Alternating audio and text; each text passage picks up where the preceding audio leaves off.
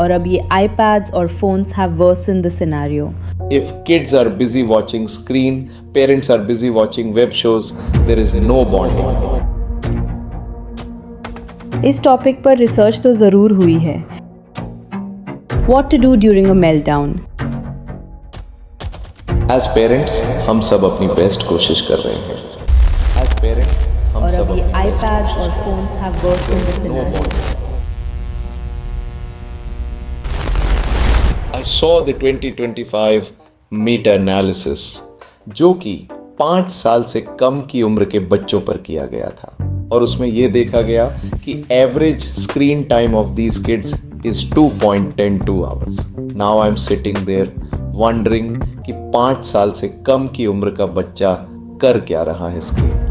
This is a valid concern. A kid so young should not be given a phone. TV was a big enough issue to begin with. और अब ये iPads और phones have worsened the scenario.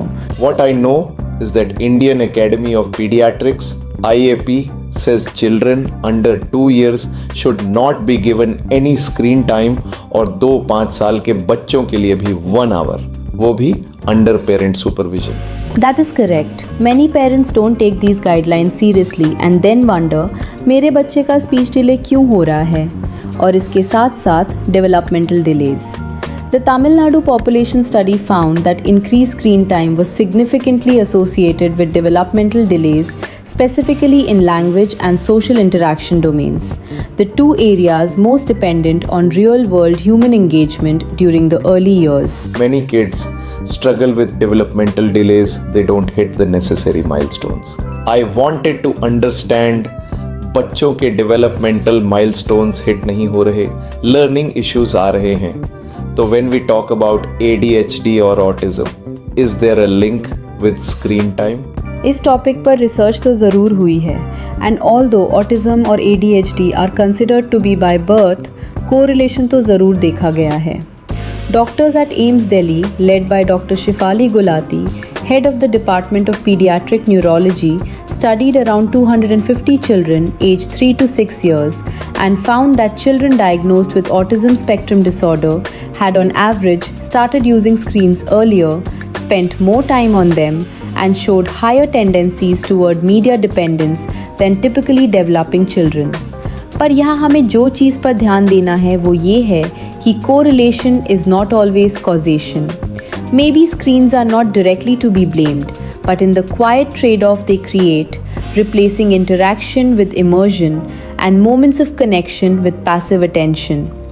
When a child stares at a screen instead of interacting with a parent, caregiver, or sibling, the millions of small social exchanges that wire the brain for communication, empathy, and emotional regulation simply don't happen. For children with a genetic predisposition to autism, this loss of social input during the critical window may be what tips the scales. अब अगर हम ADHD की बात करें, India's most cited study specifically on ADHD and screen time, conducted at the Child and Adolescent Psychiatry Unit at JIPMER, Puducherry, the study recruited 56 children aged 2.5 to 6 years who had been formally diagnosed with ADHD by a team of pediatrician and child psychiatrist using DSM-5 criteria. The study found that screen time is a modifiable environmental risk factor of clinical relevance for children with neurodevelopmental vulnerabilities. मतलब कि जिन बच्चों को ADHD है वो ज़्यादा screen देखते हैं and this requires parental interventions. अब ये एक अंडा पहले आया या मुर्गी वाला डिबेट है. It is not clear that the screen time affects ADHD or autism, or that the child has ADHD or autism, that's why they may tend to watch screen more. But what is clear is that excessive early screen use may deprive the developing brain of the social stimulation it needs, potentially worsening or triggering neurodevelopmental difficulties in vulnerable children. Children who are already hyperactive, inattentive, or socially withdrawn are naturally drawn to screens. The fast pace, immediate rewards, and low social demand of screens suit their neurology. Correct. We have talked about how children learn things from parents. So, is parents' screen time the reason that बच्चे भी ज़्यादा same screen पर बिताते हैं? It is not about कि parent कितना phone चला रहा है. It's about how well they are able to manage their child's screen time. A 2025 Manipal study found that parents' own screen time does not directly predict children's screen time, but technology-related parenting, कि आप कितने अच्छे से बच्चे का screen time regulate कर रहे हैं, matters a lot. Even if you're on the phone but the child is drawing, इसमें कुछ गलत नहीं है. Research also shows that active parental mediation, co-viewing content together and talking with the child during or after screen time significantly reduces the negative impact on language and social development. That makes sense. But regulating screen time तो बाद की बात है. Some parents complain that उनके बच्चे बिना screen के खाना ही नहीं खाते. I know there is a lot of judgment that comes with feeding kids using screens. Kids are fussy eaters, a child who refuses vegetables, a toddler who throws food, a busy parent trying to get calories into a child before rushing to work. The large 2024 North India study of 3,624 parents of children aged 2 to 5 years specifically tracked screen use purposes, including during feeding and chores. और उन्होंने ये देखा कि खाना खिलाना is one of the main reasons that parents अपने बच्चे को screen देखने देते हैं. India's 2025 AIMS Raipur systematic review explicitly called out feeding time as a high-risk moment, recommending that parents limit screen exposure specifically while feeding or when the child is crying, noting this as one of the most direct pathways to prolonged harmful effects on development. I can completely understand that खाना खिलाते समय parents अपने बच्चे को screen देखने देते हैं. Feeding kids can be a long time consuming task. But why is it considered so dangerous? I mean, the kid is eating the food at last. The reason that it is considered so dangerous is because इसके short term problems तो नहीं दिखते, but long term issues बहुत होते हैं.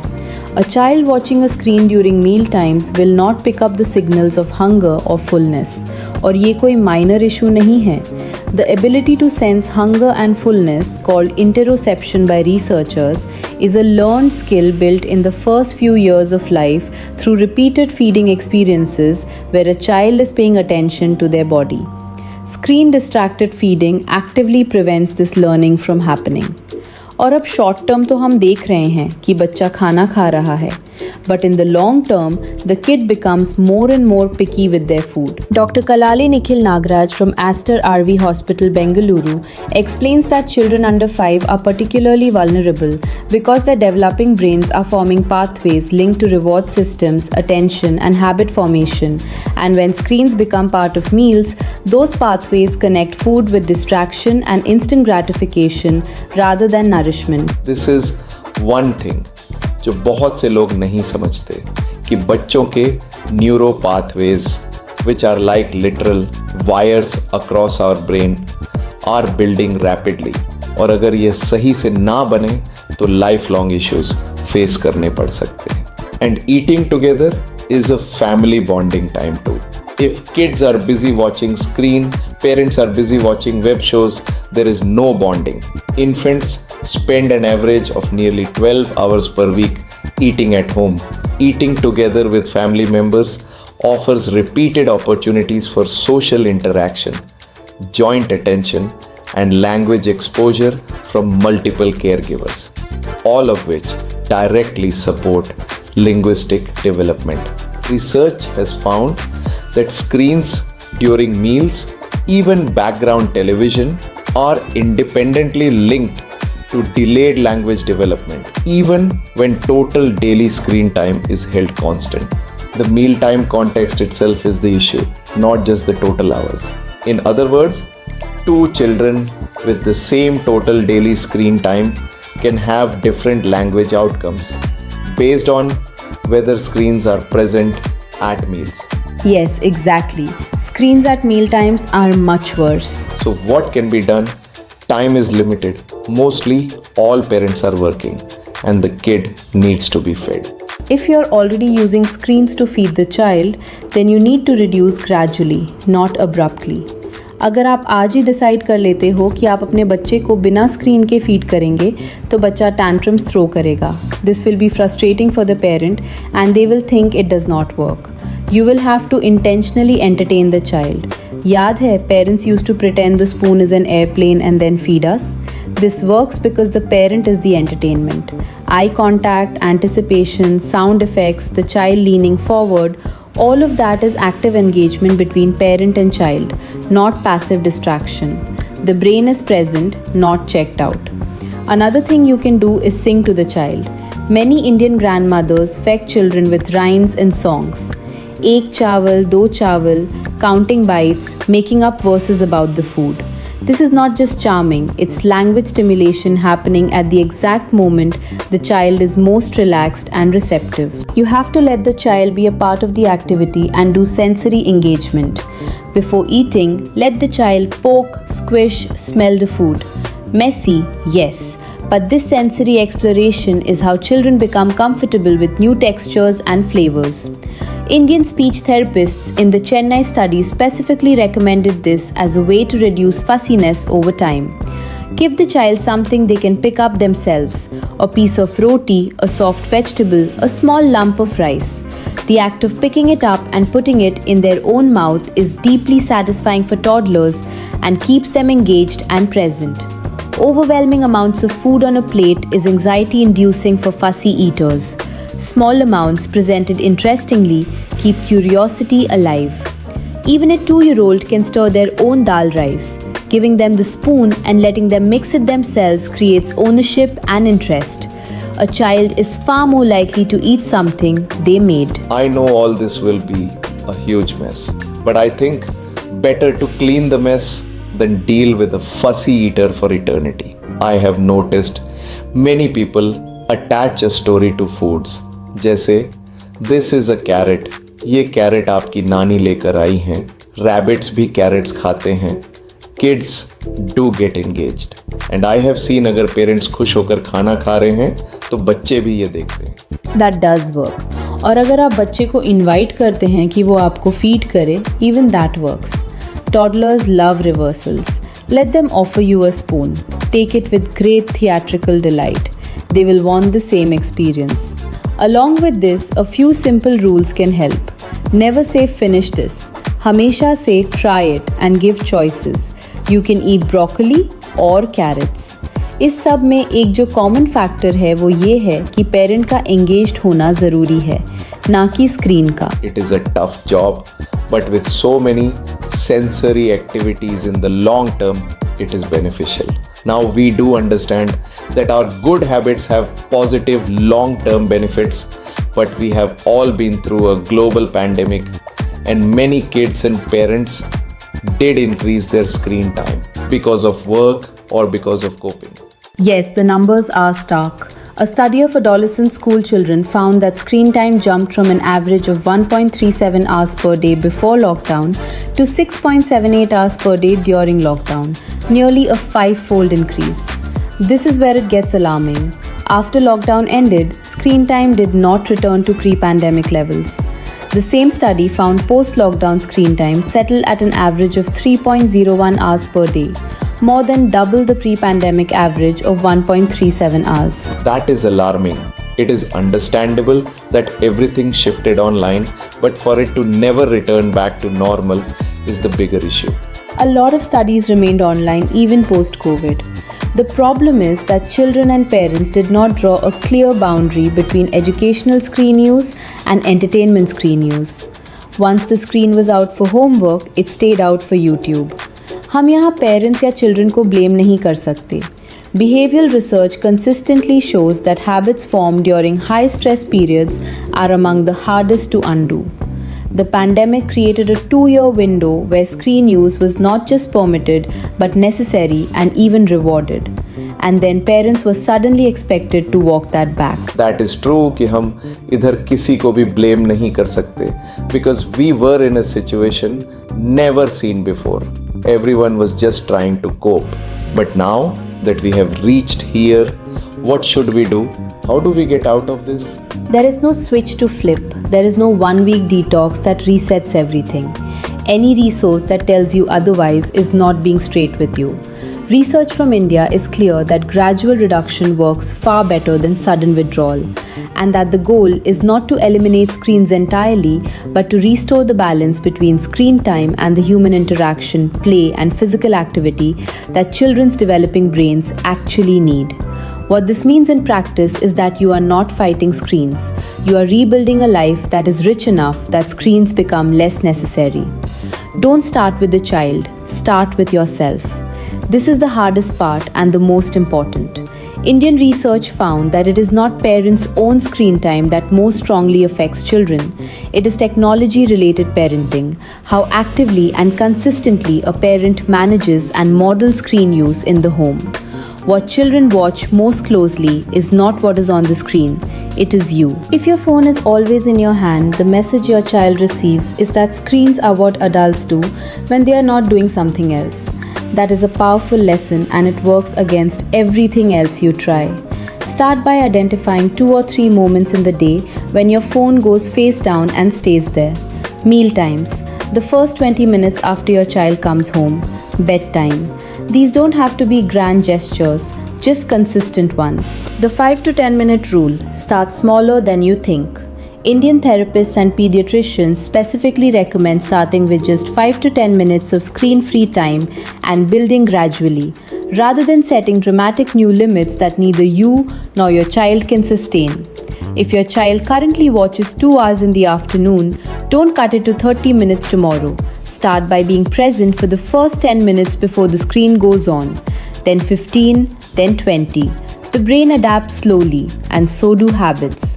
The goal in the first 2 weeks is not less screen time, it is more you, incrementally, consistently, without drama. The single most common mistake parents make is turning off the screen without replacing it with anything. The child experiences this as punishment, a meltdown follows, and the screen comes back on within 20 minutes. Before you reduce screen time, ask yourself, what will my child do instead? You do not need to entertain your child. You need to be nearby, occasionally engaged, available. A parent sitting at the same table reading a book while a child plays is infinitely more developmentally valuable than a screen. Indian research found that reduced outdoor play was one of the most significant collateral effects of the pandemic screen surge, with over 95% of children during lockdown getting less than 1 hour of outdoor time daily. Even 20 minutes outside, a walk, a building compound, a park, changes a child's nervous system in ways that screen use simply cannot. ये तो सच है कि बच्चों के साथ साथ parent को भी काफ़ी डिफ़िकल्ट आएगी to be mindful about their screen usage. There will be days, many of them, when you are exhausted, unwell, overwhelmed, or simply at the end of your rope, and the screen goes on. This will happen. The research does not say screens are poison. It says excessive, unmanaged displacement of everything else screen use is harmful. One afternoon of YouTube because you have a fever is not the problem. The daily default, the screen as the first and easiest answer to every difficult moment, is what needs to shift. The IAP itself acknowledges that the how of screen use matters as much as the how much.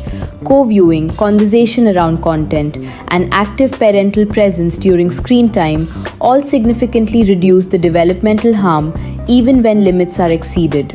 So on the hard days, sit with them, watch what they're watching, ask a question about it. That small act of presence changes the quality of the experience even if the quantity stays the same. Showing interest in what your kid is watching can be genuinely intriguing for the child. Kids are happy to share, but मैं ये भी समझता हूँ कि starting में जब बच्चों को दिखना शुरू होगा कि स्क्रीन टाइम रिड्यूस किया जा रहा है, they will start to retaliate. When you start reducing screens, your child will protest. This is normal, expected, and temporary. It is not a sign that your child is addicted or damaged. It is a sign that their brain has become accustomed to a certain level of stimulation and is adjusting. The research on this is reassuring. Children who had developmental delays linked to excessive screen time showed measurable improvement when screen time was reduced and replaced with interactive engagement. The brain's plasticity, especially in young children, means recovery is genuinely possible. What to do during a meltdown? Stay calm, stay warm, stay firm. Acknowledge the feeling without reversing the decision. I know you want it. It's okay to be upset. We're going to do something else now. Then follow through with something, anything that involves you being present with them. The first week is the hardest. The second week is noticeably easier. By the third or fourth week, most families find a new rhythm. And I think that is the most important thing to hold on to, that recovery is possible. As parents, हम सब अपनी best कोशिश कर रहे हैं. No parent wakes up in the morning thinking कि आज मैं अपने बच्चे को नुकसान पहुंचाऊंगा. We were all just trying to get through the day, trying to feed our children, trying to work, trying to survive a pandemic, and somewhere in all of that, screens crept in. But the fact that we are having this conversation, that we are asking these questions, that we are sitting here trying to understand what is going on in our children's brains, that itself is the most powerful form of parenting. You don't have to be perfect. You just have to be present. And on the days when you can't be present, when the screen goes on and you feel that guilt settle in, let it go. Tomorrow is another chance. एक दिन का screen time बच्चे का future नहीं बदलता, but एक parent जो उठता है और फिर से ट्राई करता है, that changes everything. So if you are listening to this and you are tired and you are trying and some days it feels like it is not working, keep going. Your child does not need a flawless parent. They need you, just you showing up again and again. And that, I think, is more than enough. That's all we have for today. Thanks for joining us. And we'll be back in the next episode to make parenting feel lighter together.